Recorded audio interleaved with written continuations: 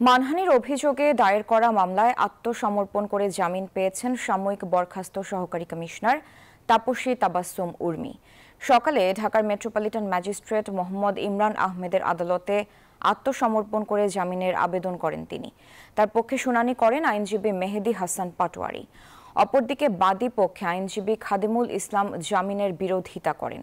পাশাপাশি আসামির বিরুদ্ধে রাষ্ট্রদ্রোহের অভিযোগ আনেন।